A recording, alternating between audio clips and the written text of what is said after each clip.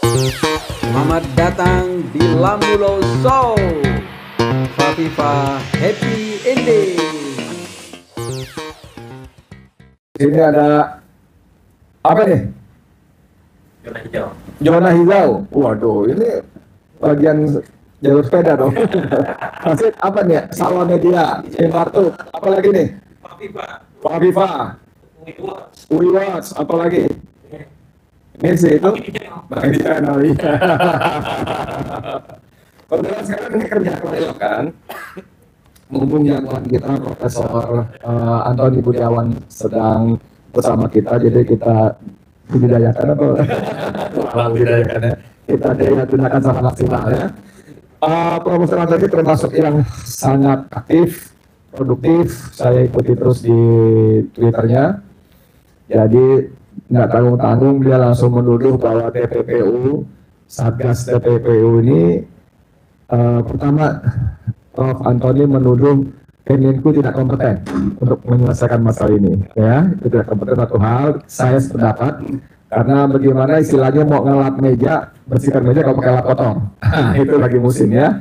Bersih meja pakai lap kotor itu nggak mungkin. Dan itu Sri Mulyani adalah lap kotor itu sendiri. Oke, saya setuju. Dan yang menolak lagi ketika pemerintah membentuk Satgas TPPU, masih ketuanya Mahfud MD, cuma di dalamnya ada unsur-unsur tadi aparat hukum dan juga lagi Sri Mulyani, maka Profesor Antoni justru menuduh bahwa Satgas ini hanya dimasukkan untuk memetieskan ya, apa istilah tepat tuh?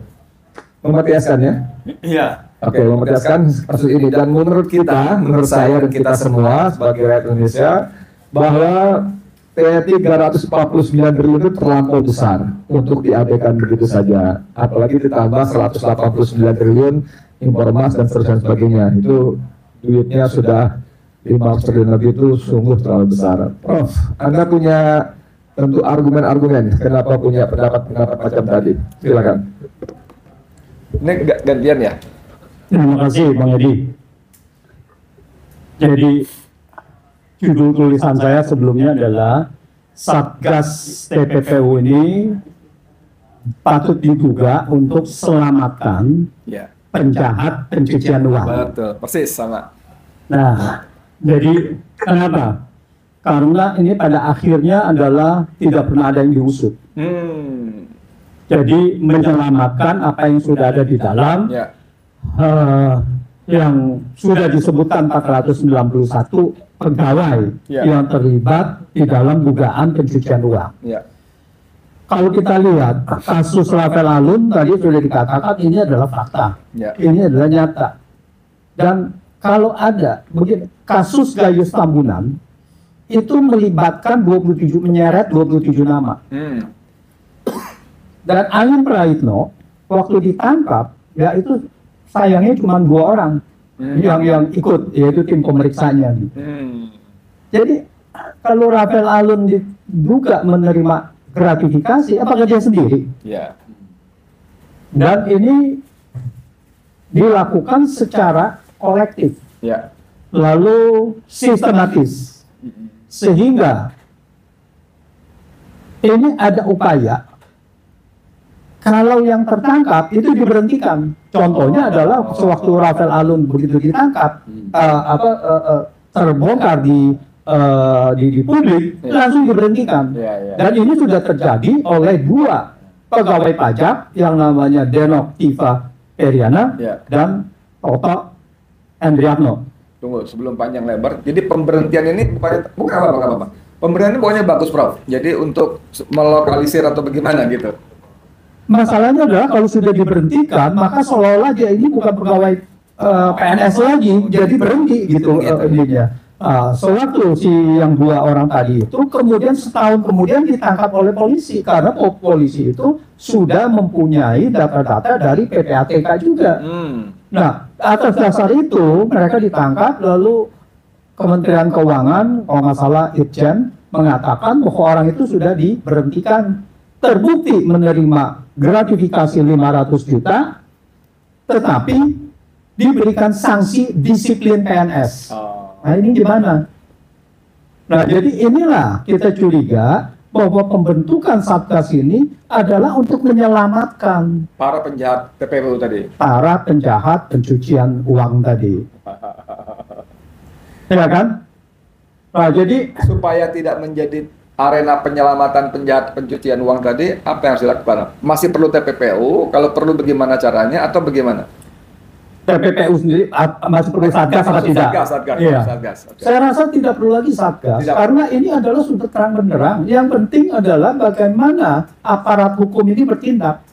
KPK begitu ada desakan dari masyarakat, Rafael Alun langsung tertangkap.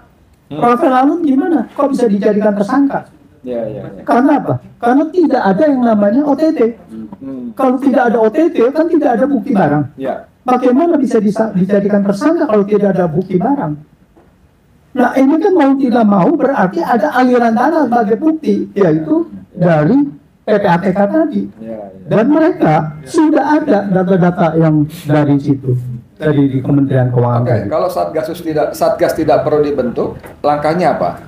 Nah, langkahnya yang tadi saya katakan bahwa aparat hukum harus bertindak secara profesional. Aparat hukum ini siapa? Nah, aparat hukumnya yang kita harapkan adalah tentu saja dari kalau dari pemerintah ya polisi atau jaksa agung langsung bertindak. Mereka juga sudah diberikan yang namanya LHA dan LHP, laporan hasil analisis dan laporan hasil pemeriksaan. Itu pertama. Dan kedua, sebetulnya yang diharapkan adalah KPK, karena Pak KPK adalah badan independen. Nanti yang tadi kita bahas, bahwa KPK ini adalah sudah tidak independen lagi dan malah terindikasi berpolitik dan tidak profesional. Nah, jadi ini yang sulit.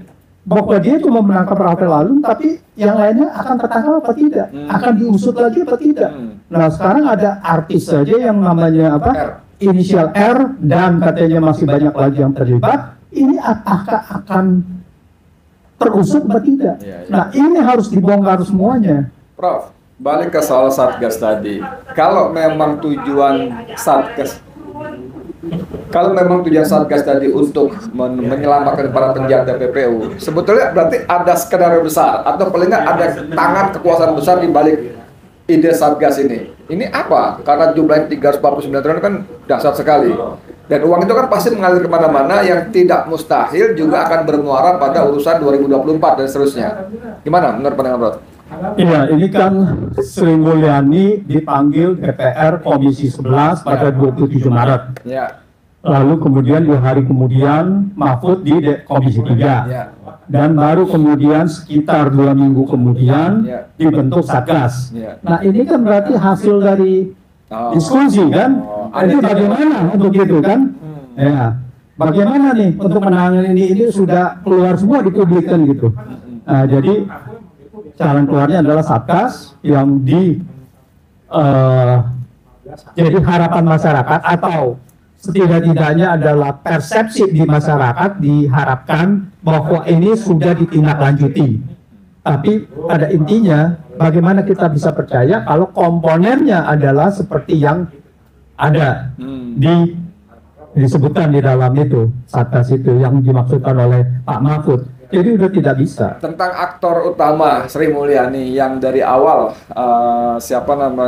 Pak Mahfud MD mengatakan secara terbuka di sebuah forum yang sangat terhormat di Komisi 3 bahwa data yang disampaikan Sri Mulyani jauh dari fakta. Nah, gitu kan? Ini apakah karena dia sengaja menutupi atau memang seperti pembelaan sebagian kalangan ini dia mendapat feeding yang tidak tepat atau dihalang-halangi informasinya? Kalau saya nih melihat tidak seperti itu. Gimana Prof Antoni? Sebetulnya yang dimaksud dengan Mahfud adalah khusus di dalam angka yang 3,3 triliun. Yang melibatkan pegawai pajak adalah 3,3 triliun. 35 triliun. Yang menurut Mahfud adalah PPATK yaitu 35 triliun. Ya. Nah, ini yang dibilang bahwa ini jauh dari fakta. Tetapi karena apa? Karena proksi-proksi pencucian uang ini dikeluarkan.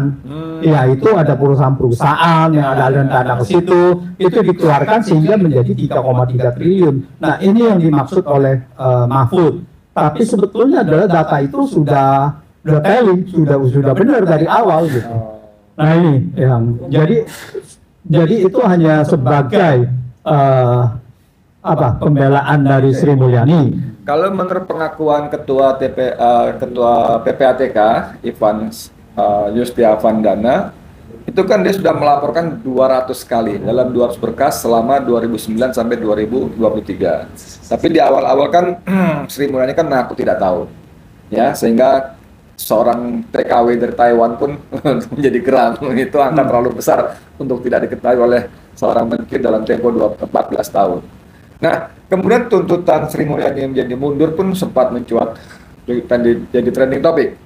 Tapi kenapa sampai hari ini orang yang sumber masalah ini masih tetap dipertahankan, bahkan terlibat dalam bagian dari anggota Satgas ini?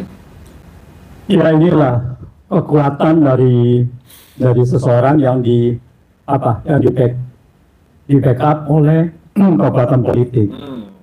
Jadi Sri Mulyani itu kan bukan seorang yang hanya profesional, tetapi dia ini kan sudah banyak dibicarakan bahwa Sri Mulyani sebagai orang yang ditanamkan oleh institusi internasional, kan gitu. IMF dan Bank Dunia maksudnya. IMF dan Bank Dunia. Oleh karena itu, pada tahun 2010 ada kasus Senturi di 2009, 2008 mencuat 2009, lalu dia diperiksa sebagai saksi, baru diperiksa kedua kali, besokannya langsung dibilang diterima oleh Bank Dunia. Diminta oleh Bank Dunia menjadi direktur pelaksana. Nah, ini adalah sesuatu yang masyarakat Indonesia hanya dibodohi saja, lalu mengatakan bahwa ini adalah Sri Mulyani hebat. Tetapi ini adalah penyelamatan. Ya, di mana bahwa kalau Bank Dunia, ini bukan hanya penyelamatan, tapi penghinaan kepada masyarakat Indonesia. Kalau Bank Dunia menghargai proses hukum di Indonesia, harusnya adalah seorang saksi tidak boleh langsung dimintakan sebagai pegawainya. Jadi kita lihat ini berarti rekrutmen dari Bank Dunia ini sudah juga ditabrak-tabrak, karena kita tahu Bank Dunia harusnya adalah profesional. Jadi ini ada kepentingan politik untuk di situ. Agak ke politik sedikit nih, kan PEPS kan masalah politik dan ekonomi. Kalau melihat keadaan sudah sangat destruktif seperti kayak gini, apa mungkin Indonesia bisa diperbaiki secara evolusi ini? Apa harus mengharapkan pemimpin yang tahu-tahu bisa memerintahkan tangan besi? Siapa yang bisa melakukan itu? Atau katakanlah memang harus potong generasi misalnya. Kalau tidak ada orang baik, saya kira enggak juga ya. Di KPK itu tenaga mudanya itu kan bersatu untuk mogok kerja, itu kan indikasi kebaikan. Bisa nggak dilakukan menurut Prof tentang potong generasi tadi? Bahkan kemarin itu ada seorang tokoh mengatakan Indonesia mungkin mendatangkan presiden dari luar. Presiden. Itu dikatakan salah satu dengan Atta Halilintar itu bercanda aja saya kira. Cuma bagaimana yang terbaik untuk Indonesia ini? Apa kalau potong generasi misalnya umur 40 ke atas sudah berhenti semua tapi jadi gaji mulai dari 40 ini didoktrin yang atau seperti apa, punya gambaran Dok? Saya rasa adalah ada tidak tepat bahwa untuk pertama adalah apakah kita harus outsourcing presiden. Saya rasa banyak di Indonesia ini yang masih bisa berpikir untuk kepentingan rakyat. Nah, tapi dia ini tidak didukung oleh sistem. Masalahnya adalah sistemnya ini.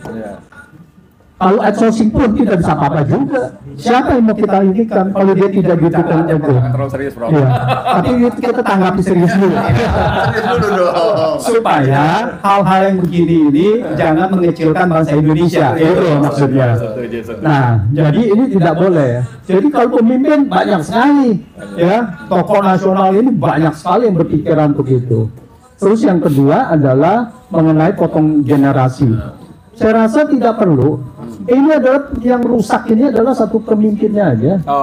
Jadi penguasa yang rusak, ya, yang rusak ini adalah penguasa dan yang dimotori oleh sistem partai politik. Dan kita ini dikuasai oleh partai politik. Kan Bambang Pacul bilang, ini kita Korea diperintah saja, ya kan? Oleh siapa? Tinggal lobby ke sana aja katanya. Nah, jadi itulah, ini permasalahan bangsa ini gitu. Jadi kalau mau ini bagaimana? Ya harus ada perubahan total. Jadi partai politik yang menggunakan sistem sekarang, ya ini harus diabaikan. Nah, apa ujung-ujungnya dari Firly ini dicurigai rakyat ini kan ternyata hanya ingin mentersangkakan Anies gitu. Apakah oleh kelompok partai yang sekarang makin banyak itu Anies ini merupakan ancaman? Geser ke Anies. Kita bicara Satgas. Balik ke Satgas, Bang. Kembali ke laptop. Sedikit aja, sedikit. Kita jawab. Oke. Faktanya itu. Kita jawab sedikit. Oke. Begini, bahwa kalau kita lihat memang politik ini sekarang ini adalah udah politik kepentingan. Ya, nah di mana bahwa dianggap bahwa ini sudah di luar kepentingan, maka itu harus disingkirkan. Jadi kelihatannya bahwa Anies ini sudah dianggap sebagai membahayakan suatu kepentingan tersebut gitu. Nah sehingga kalau bisa ya digagalkan. Seandainya Anies menjadi tersangka, ini palingan apa? Ini akan ditunggu menjadi sebetulnya Agustus, September, Oktober. Setelah itu dia bebas, tapi dia udah nggak bisa dicalonkan lagi. Sama juga seperti apakah Muldoko dengan PK-nya akan menang lagi dengan mengambil Demokrat. Pada akhirnya saya tidak yakin akan menang. Tetapi misinya adalah supaya Demokrat tidak bisa ikut mencapreskan dulu gitu. Jadi untuk menggagal gitu. Jadi ini ada beberapa banyak pintu untuk menggagalkan salah satu calon presiden yaitu Anies Baswedan. Nah inilah mereka yang tidak mendapatkan presidential threshold 20% sudah digagalkan dengan PT 20%. Mereka yang dapat digagalkan dengan cara lain. Ini adalah kepentingan politik yang sangat merugikan, sangat merusak kepentingan rakyat. Nah, saya imbau yang begini ini agar dihindarkan saja. Oke, Prof. Balik ke 349 triliun tadi, Satgas tadi, dengan kasus yang barusan diangkat tadi kan sepertinya negara kita sudah terlampau rusak ya. Sistemnya dirusak, pejabatnya dirusak kayak untuk kepentingan kelompok tertentu yang kita sebut oligarki ini. Masih ada harapan nggak sih? Masih ada yang bisa rakyat lakukan nggak sih untuk keluar dari kubangan apa sebutnya, kubangan malapetaka seperti ini supaya kita ke depan lebih bagus lah gitu loh. Kalau dia berproses normal seperti sekarang, ini akan sulit. Ya, jadi kalau kita lihat pencapresan saja, ini presiden yang harusnya adalah netral sudah menunjukkan tidak netral. Ya, menyiapkan dan sebagainya. Ya. Itu pertama. Dan kedua adalah apakah kita bisa mengharapkan partai politik yang ingin menguasai parlemen, dia ingin menguasai eksekutif juga. Maka kita akan bisa melihat kejadian ini berulang, di mana parlemen dengan eksekutif itu akan berkolaborasi menerbitkan undang-undang yang untuk kepentingan mereka. Contohnya adalah Perpu Cipta Kerja. Perpu Cipta Kerja itu jelas melanggar konstitusi. Artinya apa? Melanggarnya di mana? Pertama adalah bahwa pembentukan undang-undang Cipta Kerja itu sudah inkonstitusional, meskipun bersyarat. Yang kedua adalah Perpu hanya bisa dikeluarkan kalau ada kegentingan memaksa. Di mana kegentingan memaksanya? Sekarang sudah bulan April, ya tidak ada gitu, tidak ada kegentingan memaksa. Kok bisa disahkan gitu? Nah ini adalah sudah tidak mementingkan lagi